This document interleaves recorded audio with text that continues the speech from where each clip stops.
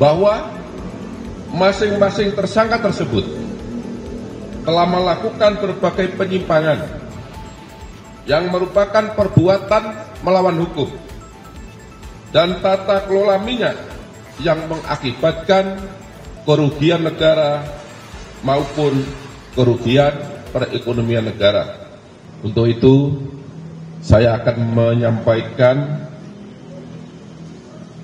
perkembangan penyidikan perkara dugaan tindak pidana korupsi tata kelola minyak mentah dan produk kilang pada PT Pertamina Persero Holding dan kontraktor kontrak kerjasama. Pada hari ini, Kamis 10 Juli 2025, disampaikan perkembangan penanganan perkara dimaksud, yaitu perkara dugaan tindak pidana korupsi dalam tata kelola minyak mentah dan produk kilang pada PT Pertamina Persero Holding dan kontraktor kontrak kerjasama tahun 2018 sampai dengan tahun 2023. Dari hasil penyidikan yang dilakukan secara maraton dengan jumlah saksi sebagaimana yang telah disampaikan oleh Pak Kabid Penkum, tim penyidik menyimpulkan telah diperoleh alat bukti yang cukup untuk menetapkan sebanyak 9 tersangka. Adapun ke-9 tersangka tersebut dapat saya sampaikan sebagai berikut. Yang pertama, tersangka AN selaku Vice President Suplai dan Distribusi Kantor Pusat PT Pertamina tahun 2011 sampai dengan tahun 2015. Yang kedua, tersangka HB selaku Direktur Pemasaran dan Niaga PT Pertamina pada tahun 2014. Yang ketiga, tersangka TN selaku VP Integrated Supply Chain tahun 2017 sampai dengan tahun 2018. Kemudian tersangka DS selaku VP Crude and Product Trading ISC Kantor Pusat PT Pertamina Persero yang menjabat sejak tahun 2019 sampai dengan 2020. Yang kelima, tersangka AS selaku Direktur Gas Petrochemical and New Business PT Pertamina International Shipping.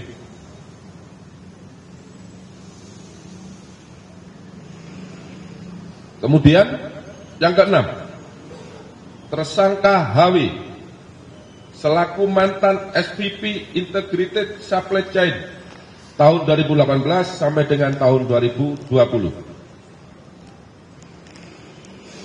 Kemudian yang ketujuh, tersangka MH selaku Business Development Manager PT Trafigura yang menjabat tahun 2019 sampai dengan tahun 2021. Kedelapan, tersangka IP selaku Business Development Manager PT Mahameru Kencana Abadi. Kesembilan, tersangka MRC selaku Beneficial Owner PT Tangki Merak dan PT Orbit Terminal Merak. Untuk para pejabat di PT Pertamina, sebagaimana yang saya sebutkan tadi, karena yang bersangkutan beberapa kali menjabat di tempat yang berbeda, maka tidak saya sebutkan jabatannya satu persatu. Bahwa masing-masing tersangka tersebut telah melakukan berbagai penyimpangan yang merupakan perbuatan melawan hukum dan tata kelola minyak yang mengakibatkan kerugian negara maupun kerugian perekonomian negara. Adapun penyimpangan tersebut dapat disampaikan sebagai berikut. Yang pertama, penyimpangan dalam perencanaan dan pengadaan ekspor minyak mentah. 2. Penyimpangan dalam perencanaan dan pengadaan impor minyak mentah. 3. Penyimpangan dalam perencanaan dan pengadaan impor BBM. 4. Penyimpangan dalam pengadaan sewa kapal. 5. Penyimpangan dalam pengadaan sewa terminal BBM PT OTM. 6. Penyimpangan dalam proses pemberian kompensasi produk Pertalite. Ketujuh, penyimpangan dalam penjualan solar non-subsidi kepada pihak swasta dan pihak BUMN yang dijual dengan harga di bawah harga dasar. Adapun peran masing-masing tersangka dalam melakukan perbuatan melawan hukum yang mengakibatkan kerugian keuangan negara dan kerugian perekonomian negara dapat disampaikan sebagai berikut.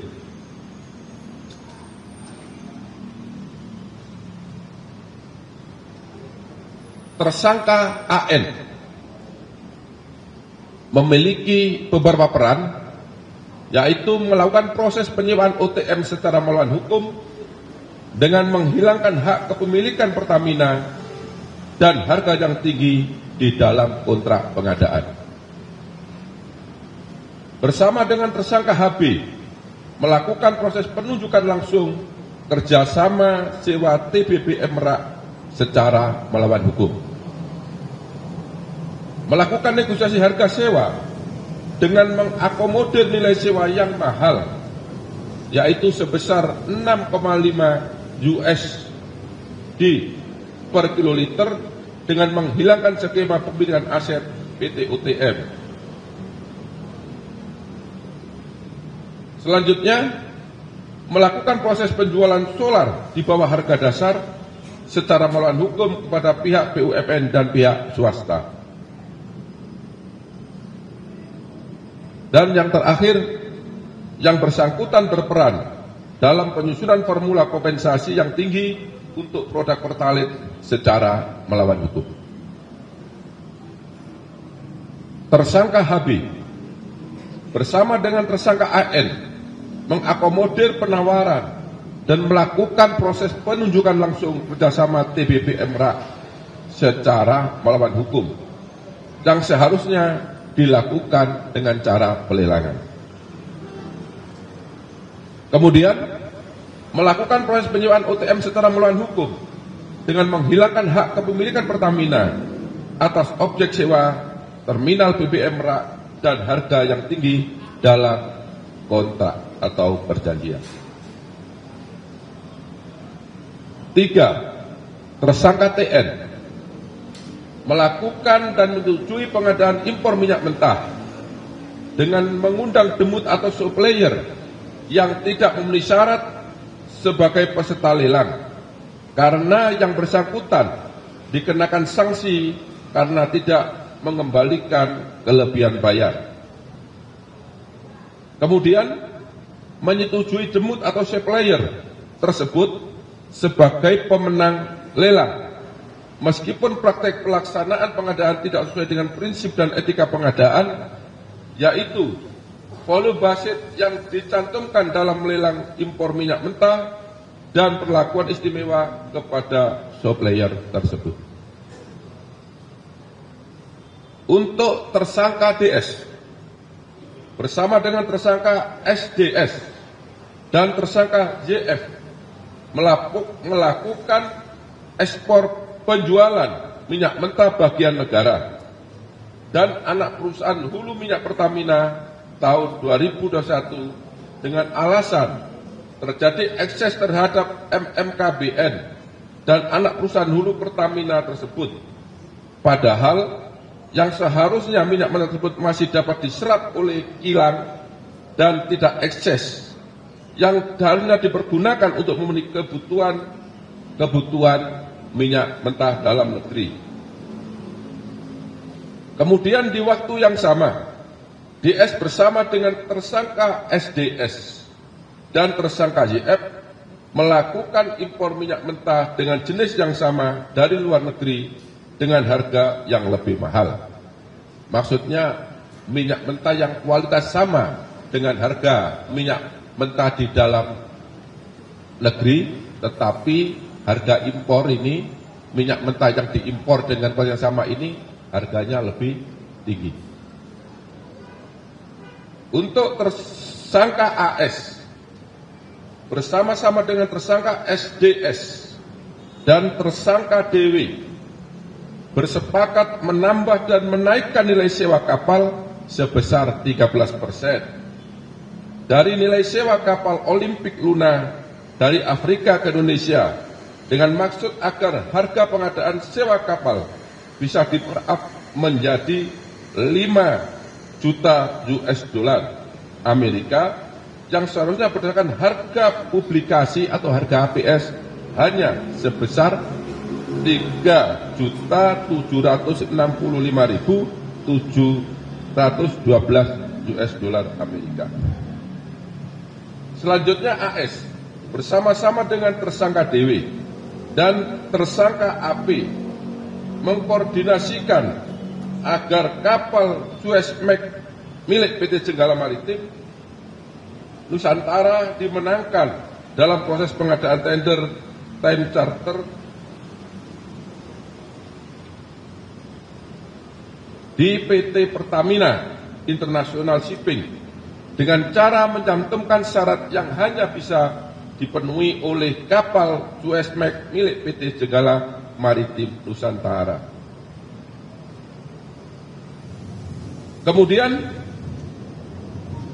tersangka HW melakukan kesepakatan dengan tersangka MH dan tersangka EC untuk melakukan penunjukan langsung kepada Trafigura Asia Trading sebagai penyedia dalam pengadaan produk gasolin untuk kebutuhan semester pertama tahun 2021. Padahal seharusnya pengadaan tersebut dilakukan melalui proses lelang khusus, di mana semua mitra atau demut diundang untuk mengikuti tender atau lelang. Tetapi dalam kenyataannya, Trafigura Asia Trading tidak terdaftar sebagai mitra atau demut Pertamina yang seharusnya tidak dapat mengikuti pengadaan atau lelang. Kemudian HW menyetujui dan menandatangani kontrak penjualan solar kepada pihak swasta yang diketahui bahwa harga dalam kontrak tersebut di bawah harga dasar. Yang ketujuh, tersangka MH bersama-sama dengan tersangka HW dan EC bersepakat memenangkan kepada Trafigura Asia Trading dengan penunjukan langsung secara melawan hukum dalam pengadaan produk gasolin untuk semester pertama tahun 2021, yang mana diketahui bahwa Trafigura Asia Trading tidak terdaftar sebagai mitra atau demut di PT Pertamina Patraniaga yang seharusnya tidak dapat mengikuti atau tidak dapat diikut sertakan sebagai peserta lelang atau pengadaan.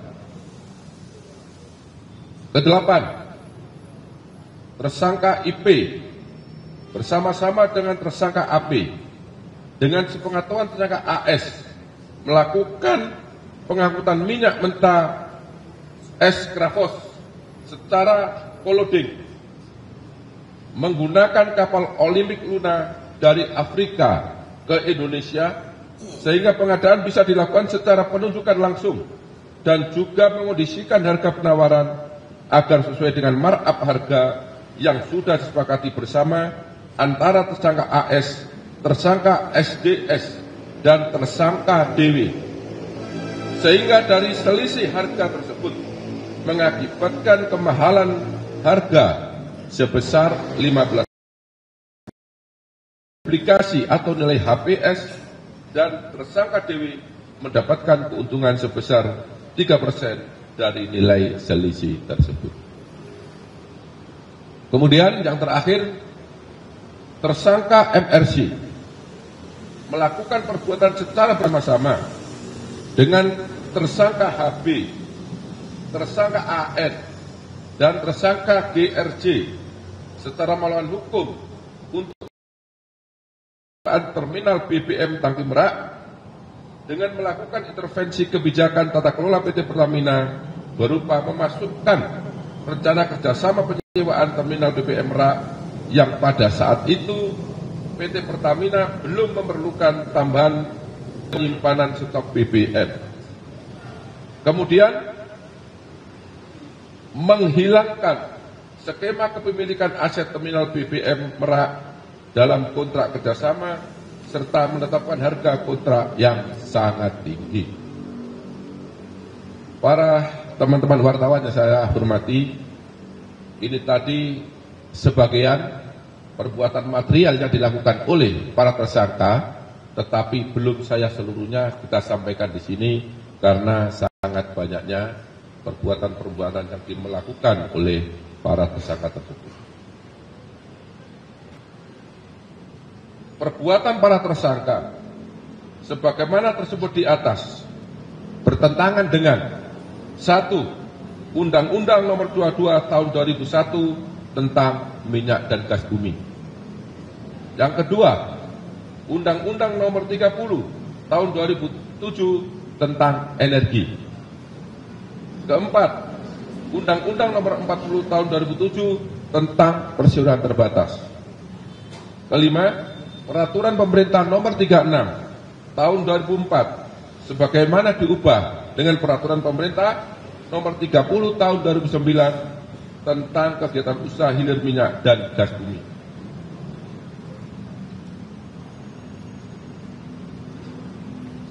Yang kelima, Permen BUMN Nomor 01/MBU/2011 sebagaimana diubah melalui Permen BUMN Nomor 09/MBU/2012 tentang penerapan tata kelola perusahaan yang baik pada BUMN. Ini tidak saya bacakan semua karena ini ada 15 aturan yang dilanggar. Nanti pada saatnya dalam persidangan di pengadilan, teman-teman wartawan bisa melihat dan menyaksikan secara langsung aturan apa saja yang dilanggar oleh para tersangka. Perbuatan para tersangka melanggar pasal 2 ayat 1 atau pasal 3 junto pasal 18 Undang-Undang 31 tahun 1999 sebagaimana diubah dengan Undang-Undang Nomor 20 tahun 2001 tentang pemberantasan tindak pidana korupsi sebagaimana diubah dalam tentang perubahan pasal Undang-Undang 31 tahun 1999 junto pasal 55 ayat 1 ke 1 Kitab Undang-Undang Hukum Pidana.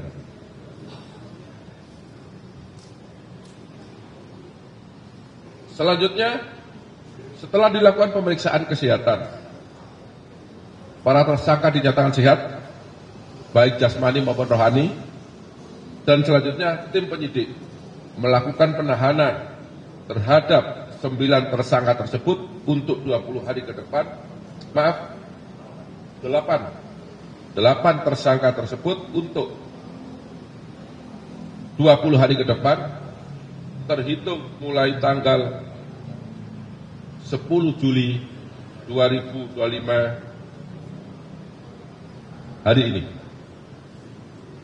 Berdasarkan surat perintah penahanan nomor 41 tahun 2025, nomor 42 tahun 2025, kemudian untuk tersangka TN nomor 37 tahun 2025, untuk tersangka DS berdasarkan surat perintah nomor 36 tahun 2025, untuk tersangka AS berdasarkan Sprint nomor 40 tahun 2025, kemudian untuk tersangka HW berdasarkan surat perintah nomor 35 tahun 2025, kemudian untuk tersangka MH berdasarkan surat perintah nomor 38